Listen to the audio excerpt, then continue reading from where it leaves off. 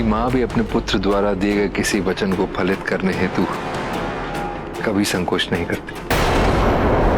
माँ का स्थान संतान के जीवन में कोई नहीं ले सकता। जो तुम्हारी इच्छा है उसके परिणाम क्या होंगे उस पर एक अंतिम बार विचार कर लो। आत्मनिरीक्षण करो अरुणासुर। किस प्रकार तुमने अपनी माता के मृत्यु के उपरांत जीवन व्यतीत किया है। अपने आप को सत्य और तथ्य से दूर रखा है और ये प्रमाण है तुम्हारे द्वारा सत्य को अस्वीकार करने का। क्योंकि ये जो है ये एक मृत नश्वर शरीर है,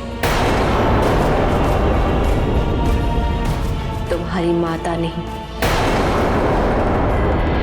उठो ना माँ, उठो ना माँ।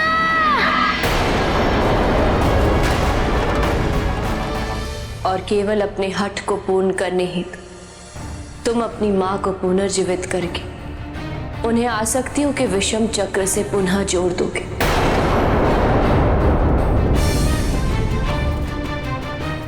तुम्हें मेरे दर्शन की अभिलाषा थी ना, मैं तुम्हारे समक्ष हूं। अरुणासुर, जितने क्षण तुमने हमारे साधना में समर्पित किए, यदि उतने क्षण अपने आत्मनिरीक्षण पे किए होते तो तुम्हें तुम्हारे जीवन के अत्यंत महत्वपूर्ण सत्य अवगत हो जाते।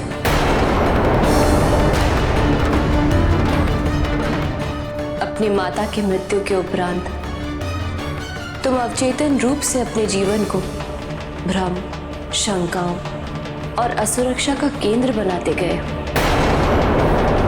अपनी मां की मृत्यु के उपरांत तुमने यही सोचा कि अब जीवन की परिस्थितियां तुम्हारे नियंत्रण में, किंतु तुम ये नहीं समझ सके कि तुम उन परिस्थितियों से निरंतर वशीभूत होते गए।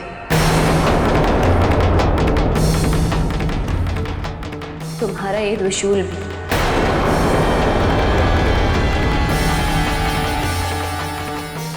तुम्हारी असुरक्षा से ही उत्पन्न हुआ है।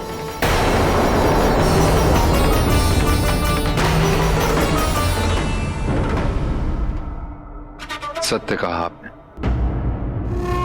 इसी भ्रम, शंका और असुरक्षा से मुक्त होने के लिए आमंत्रित किया है मैंने आपको। इन सब का आरंभ मां की मृत्यु से हुआ था ना, और अब मां का पुनर्जीवित होना ही इन सब का अंत कर देगा।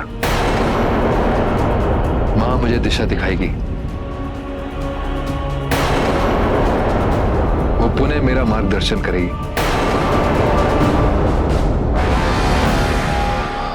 तुमने जो भी किया उचित किया पार्वती।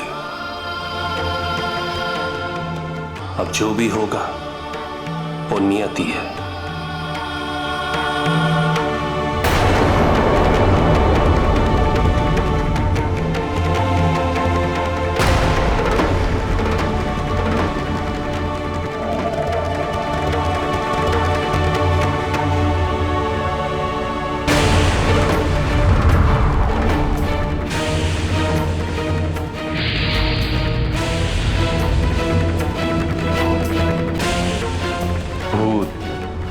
वनस्पति और जीव की ऊर्जा, तीनों के संयुक्त रूप को अब देवी पार्वती स्वीकार करेंगी।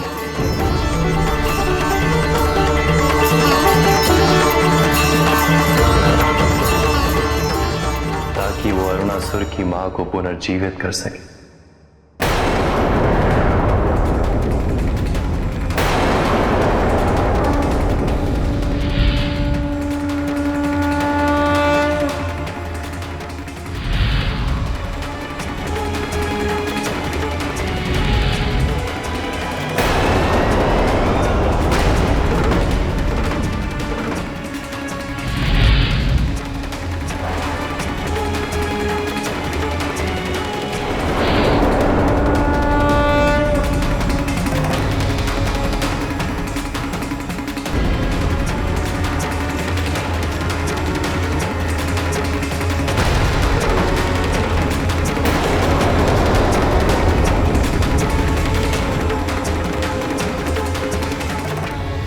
देखो कार्तिकेय, देखो, अपने वचन को फलित होता देखो।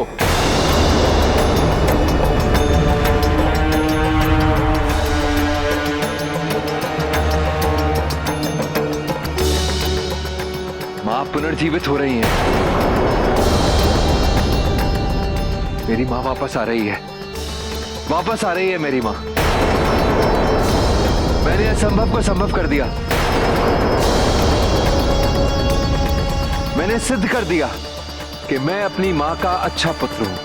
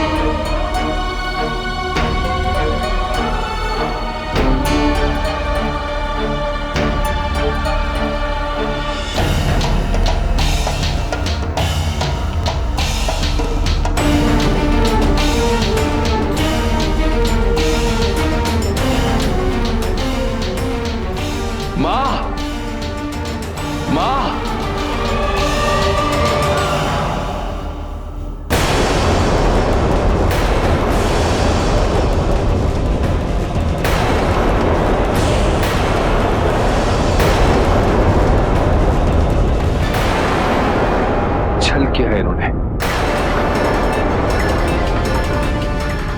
हाँ, ये छल ही तो है। क्यों किया ऐसा?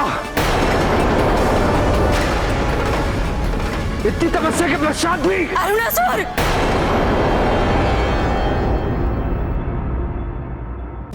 मूर्ख!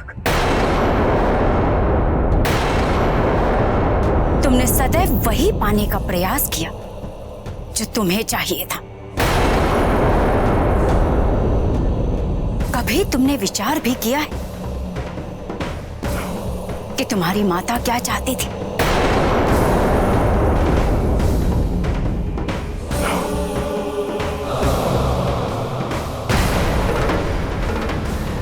मुक्ति। मुक्ति चाहिए थी मुझे, और तुमने मुझसे ये अवसर भी छीन लिया। माँ, ये क्या कह रही हो तुम? स्मरण करो वो क्षण जब तुमने मुझे प्राण त्यागते हुए देखा था।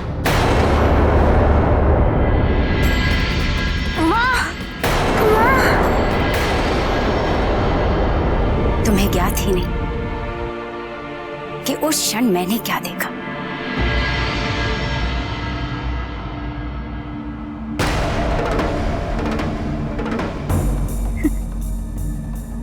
प्रभु,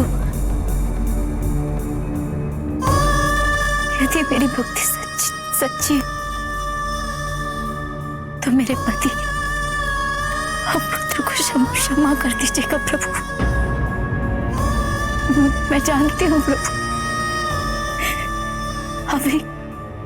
अभी ये संभव नहीं, किंतु समय आने पर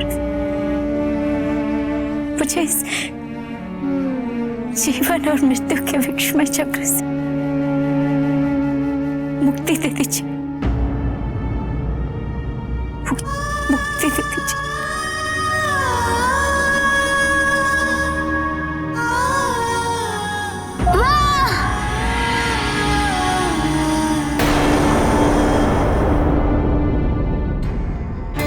तुम्हें जिज्ञासा थी ना कि वहां क्या है? क्यों मैं वहां जाती हूं निरंतर एकांत में बैठने? आज मैं तुम्हें उसका सत्य बताती हूं। मैं वहां शिव शक्ति की आराधना करने जाती थी।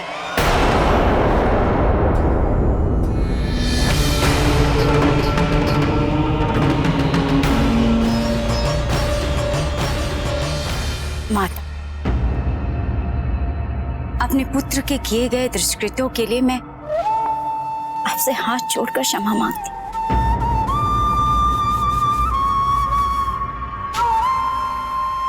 इसके द्वारा किया गया हर अपराध मेरी असफलता का प्रमाण है माता। एक मां की असफलता जो अपने पुत्र का मार्गदर्शन ना कर सके।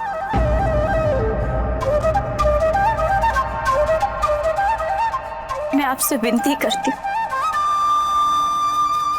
मुझे मुक्ति दे दीजिए।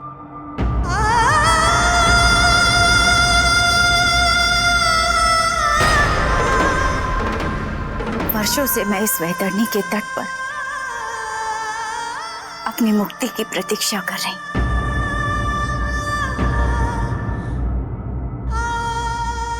मुझ पे कृपा करके मुझे मेरे लोक पहुंचा दीजिए माता।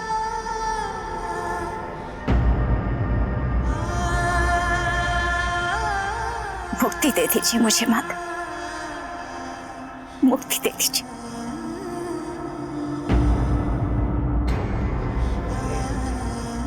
अवश्य।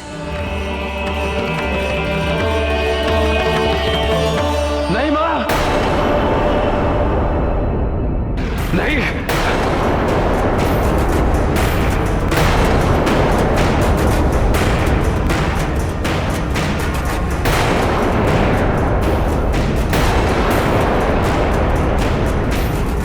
मां,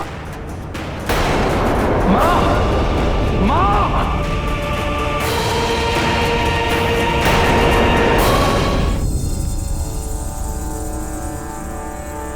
आपने मेरे साथ इतना बड़ा छल कैसे कर लिया?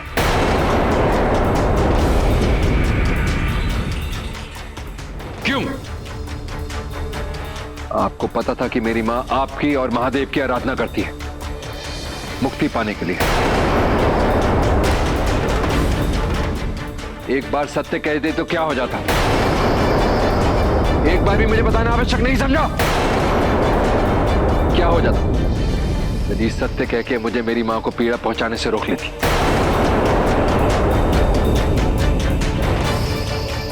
क्यों? क्यों किया ऐसा? क्योंकि मैं असुर हूं, इसीलिए आप मुझे कष्ट में देखना चाहते थे ना? जगत माता कहते हैं ना सब आपको। कैसी जगत माता है?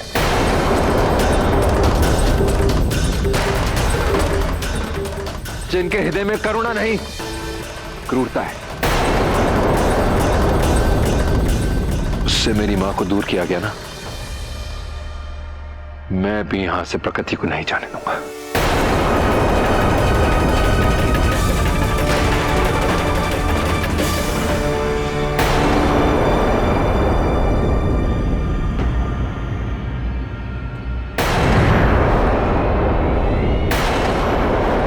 स्मरण रहे अरुणासुर,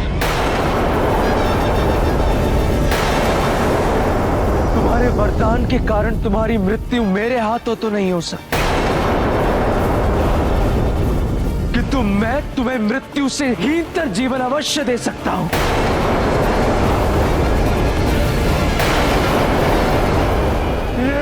रुक जाओ कार्तिक।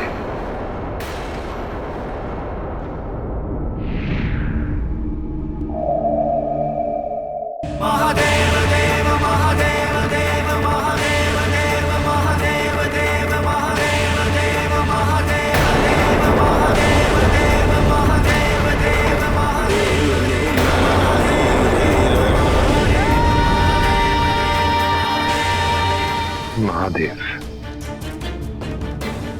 महादेव।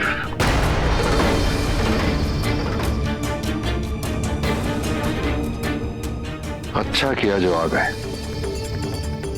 अब मुझे एक स्त्री से युद्ध नहीं करना होगा, और वैसे भी मेरी पीड़ा का मूल कारण तो आप ही हैं। कुछ कहेंगे नहीं? ज्ञान नहीं बांटेंगे? प्रश्न क्या होते हैं, उत्तर क्या होते हैं, या कोई और अन्य बात जिनसे मूर्ख मनुष्य प्रभावित हो जाते हैं, जिन्हें कायर आपकी वाणी समझकर स्वीकार कर लेते हैं।